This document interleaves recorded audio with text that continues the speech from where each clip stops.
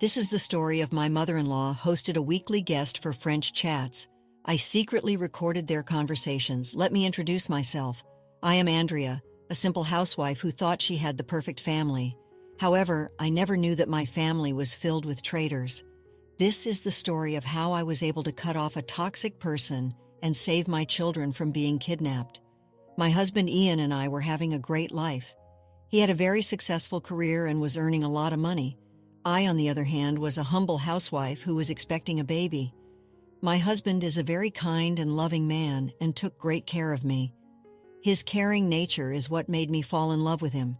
His family was also pretty sweet towards me and welcomed me with open arms.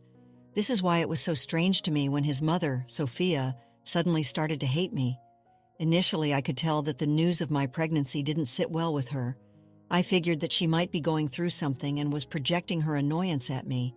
However, Sophia's behavior worsened when I declared that I was having twins. "Oh my God, you're having twins! Please tell me they are boys, Andrea. Tell me now," Sophia said. "Yes, Sophia, we are having twin boys." "I knew it! I knew that my babies would come back to me. I am so happy. I have been waiting for so long. Finally, I will have them in my arms." Sophia's behavior and her words confused me. However, Ian was pretty patient with her and tried to deflect the topic. I decided to ignore her weird comments and wait for things to be clear. Well, after knowing everything, Sophia became even more obsessed with my pregnancy.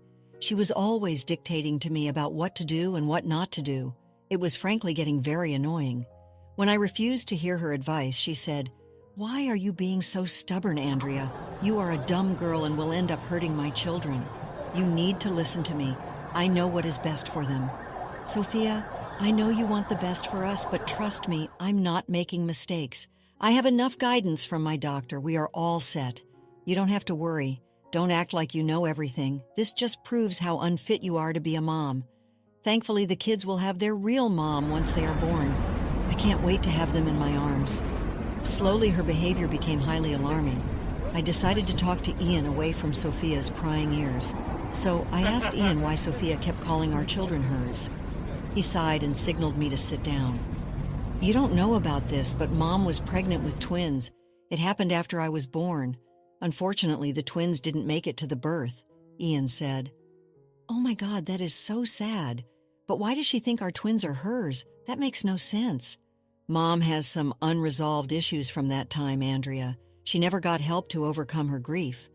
We tried hard to put her into therapy, but Mom just never listened to us. I'm trying to be patient with her. She went through something very traumatic, so I have been gentle with her." "I understand, Ian. I will try to be gentle towards her as well. But if she doesn't get better, we might have to set some boundaries." Hearing Sophia's story broke my heart. My pregnancy hormones were high and I felt very emotional, so I decided to let her be, at least a part of my pregnancy. However, I soon learned that it wasn't enough for her. She wanted my children and she was adamant that they were meant to be hers.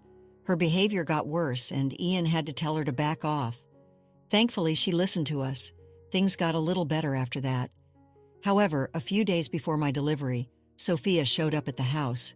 We were in the midst of a discussion about Ian's transfer to another city for his job. Sophia walked in and said, "Ian told me he will be working from LA for a while. You will be all alone in this house. I bet it will be a major inconvenience." Yes, we were discussing what we can do. Ian has been contemplating leaving his job. That is ridiculous. You need his income, Andrea. You don't earn any, do you? Want to starve the children? Of course not, Mom. Why would you even say that? We are just concerned about her being alone right now. Well, I have a solution for you. I can move in and help you out, Andrea. That is if you two accept my help. I have raised Ian. I know everything about motherhood. Since Andrea's mom is far away, I can help her for now. That is a good idea. I will be able to concentrate on work knowing all of you are safe. Andrea, what do you say? I think Mom will be of great help. If she wants to take such a big responsibility, then I am fine with it. By then, it had been months since Sophia had made her weird comments. She was starting to follow our rules and boundaries, so I saw no harm in having her over. She did have the experience, and it would be a good thing to have her around at that time. I never knew that I was making a mistake. If I had known, I would have never allowed her in my house. Ian was with me when our sons were born. They were all very healthy and perfect in all ways. We were very proud parents and showed them off to everyone. Sophia was also very happy for us. She did insist on being in the delivery room, but we didn't allow that. Everything was going smoothly until Ian left for his new job. Sophia moved in a day before Ian was supposed to leave. She was acting very caring towards me and the kids, so I thought everything would be okay. However, she soon changed after Ian left. Sophia became obsessed with my children. Every time I held them, she said, "You need to stop hugging my children. They need to be with me as well. Quit holding them for so long. You don't deserve to spend so much time with them." "What are you talking about, Sophia? I need to hold my children. I'm feeding them right now." "Not. You need to hand them over right now. I have the baby formula ready for their meal. There is no need for you to feed them." Sophia practically snatched them out of my arms. I was still recovering from postpartum medical problems and wasn't strong enough to deal with this. Sophia always did this when I was spending time with the kids. She did take good care of them, but rarely allowed me to spend time with them. When I got a little better, I started to push back and set some boundaries. However, nothing worked to keep Sophia at bay. I never told Ian what was happening. He was already stressed being away from us. Knowing Sophia was with us, he had some peace. If I complained about her or kicked her out, I knew he would leave his job and come back. We simply couldn't afford that right now, so I bought through the insults and abuse that she threw at me. Things got worse as the months passed. However, there was one thing that particularly bothered me. Sophia kept meeting up with a strange man at my house. She met him every week for a month. The most confusing part was that they always spoke in French, which I didn't know. Sophia was French, so she knew the language. When I asked her about him, she said, "You don't need to butt your head into my business. I can invite whoever I want to this house. You are forgetting that this is my house, Sophia. You just cannot call anyone here on a whim." "Shut up, Andrea. I'm a grown woman. I don't have to listen to you. He's my special friend and will be here anytime he pleases." Alarm bells went off in my head immediately. I had a very bad feeling about this man, so I decided to snoop in on their conversation. There was a security camera in the living room, and all I had to do was access the footage. I didn't know French, but my best friend Marilyn did. I knew that she would get me the answers I wanted. I collected the footage and went over to Marilyn's house, taking the kids with me as well. I was afraid to leave them with Sophia. Marilyn welcomed me to her home and was generally worried about why I showed up randomly. I told her my situation and asked her to hear the recording. She agreed and listened to the entire thing. When she was done, she looked pretty horrified. She looked at me and said, "Andrea, listen to me. You need to go home, pack your bags, and leave with your kids. Do it quickly." "Why, Marilyn, what's wrong? What were Sophia and the man discussing?" "They were going to take your children away from you. Sophia planned to take the kids to France and keep them there. Your husband doesn't know about this, and she wants to do it before he comes back from the trip." "Oh my God, are you serious? But how would she do that without my consent?" "That's what the man is for. He was making fake passports for Sophia and the kids. I think your mother-in-law is paying him for this job. He's already processed the documents. You need to get out fast." "I'll go and collect my things, but I don't want Sophia to suspect anything. She's going to pay for thinking she can take my child. Will you help me, Marilyn?" "Of course I will. That's what friends are for. You can stay with your kids at my place. I have plenty of room for all of you. It's better than staying at the house right now." I hurried out of her house and went home as sneakily as possible. I collected our important stuff and went back to Marilyn's place. The kids were with her the whole time. When night fell and Sophia saw us missing, she called me and said, "Where the hell are you, Andrea? It's almost 8 at night. How can you be so irresponsible? Where are the kids? They shouldn't be out right now." "Stop shouting at me, Sophia. The kids and I are having a sleepover at my friend's house. We won't be home today." "What? No. Who said you can take the kids for a sleepover?" "I didn't permit you. Give me your address so that I can bring back the kids." "I don't need your permission, Sophia. I'm their mother, not you. I can take them wherever I want. You need to remember that. Don't be so full of yourself, Andrea. I will have my time. You won't be able to control the kids for long." Hey, pause for a moment. Would you care to support us? Like this video and subscribe for more. Now let's dive back into the story. She said that and hung up on me. I could tell that she was fuming. Thankfully, she didn't know Marilyn's address, so she didn't have the means to show up at the house. After months of being restless, I was finally feeling peaceful. Marilyn was a great supporter and truly came through for me. When the kids went to bed, I received a call from Ian. He said, "Andrea, Mom called me a while ago. She said you took the kids and went somewhere. She's worried sick. What is going on?" "I was about to call you, Ian. Relax, I'm at a friend's house." I told Sophia the same thing, but she's mad at me for taking the kids. "She is pretty mad at you, Andrea. Can't you just tell her when you will be staying out?" "I'm not a child, Ian. Plus, these are my kids. I don't have to take her permission on what I do with my children." "You're being ridiculous. Look, you don't need her permission, but try to be a little amicable with her." At that point, I knew that Ian needed to see the true face of Sophia. So far, I have been simply contemplating if I want to punish Sophia.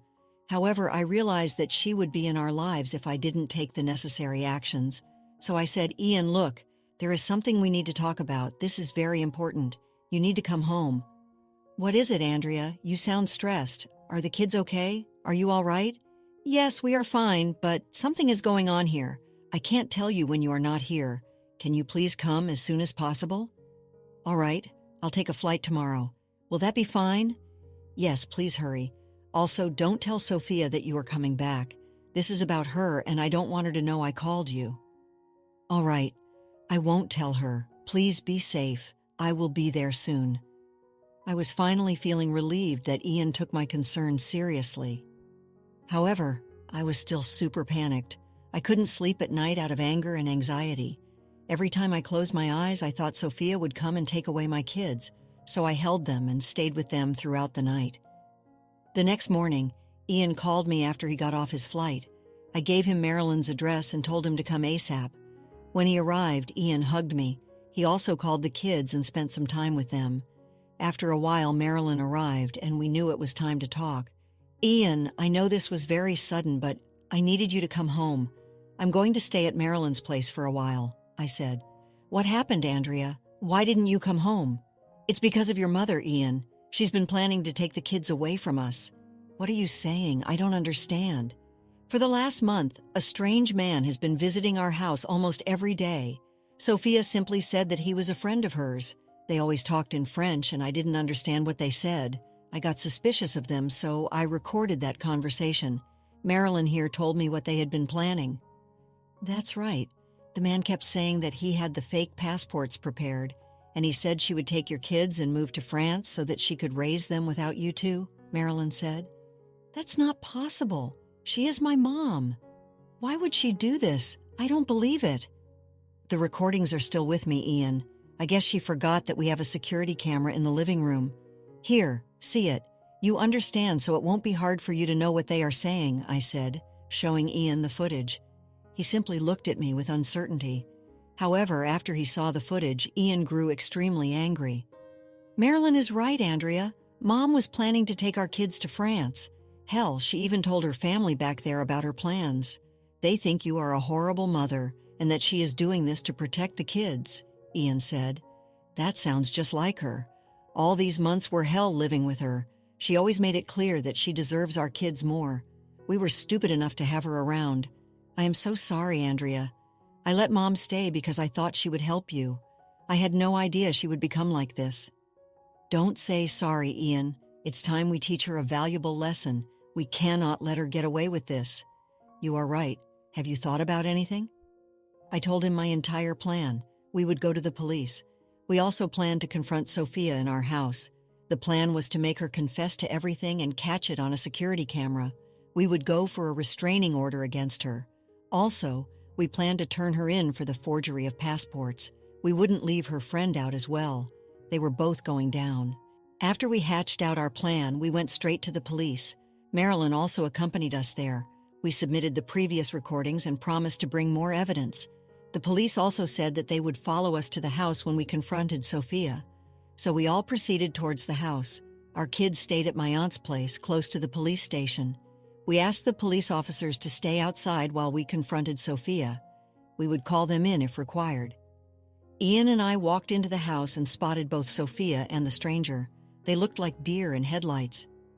"Ian, what are you doing here? Why didn't you tell me you were coming?" Sophia said. "Who is this guy, Mom? What is he doing in my house?" Ian asked. "Oh, he is just a friend. He was just leaving. You know, we catch up on our lives from time to time," Sophia said. The guy just waved to us nervously and laughed. We let him go because we knew the police would nab him just out of the house. With the man gone, we turned to Sophia. "So, Sophia, is there anything you want to tell us?" I said. "Tell you what, Andrea, you need to answer me about where you took my kids. It's been a day since I saw them," Sophia said. "The good news is you will never see them again. We know all about your plans, Sophia. You thought you could just get away with it. You have some explaining to do, Mom," Ian said.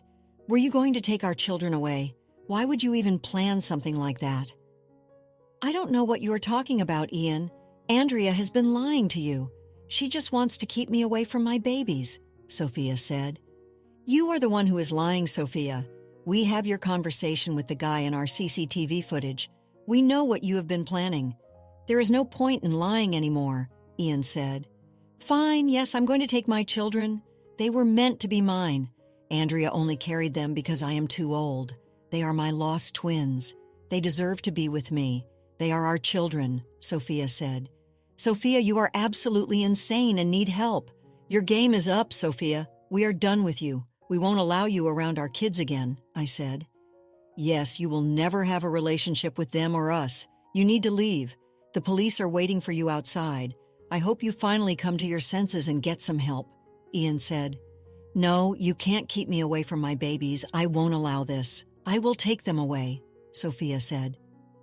At this point, Sophia was behaving erratically and was almost aggressive towards us. So Ian went and called the police while I tried to calm her down. She lunged at me and hit me in the face. Of course, the cops saw everything. In the aftermath of the incident, we were able to get an emergency protection order against Sophia. We also applied for a restraining order and were approved for it. Sophia tried her best to convince the judge that her delusions were true. Thankfully, the judge never listened to her. She was banned from seeing the kids and ordered to go through a psychiatric evaluation. Sophia didn't like that at all. She had to be put in a psych ward. As for us, we decided to go permanently no contact with Sophia. She was never to have a relationship with us or the children. Ian contacted his aunt, who then took over the care of Sophia. Ian was adamant that we would never support Sophia financially again. He was done with her and wanted to protect his family. Ian and I also decided to relocate near Ian's job. It would allow us to be close and stay away from Sophia at all costs. In the end, Sophia and the stranger were both put on trial for their criminal activities, and Sophia lost the rights to her grandchildren. On the other hand, my family and I are thriving and doing better every day.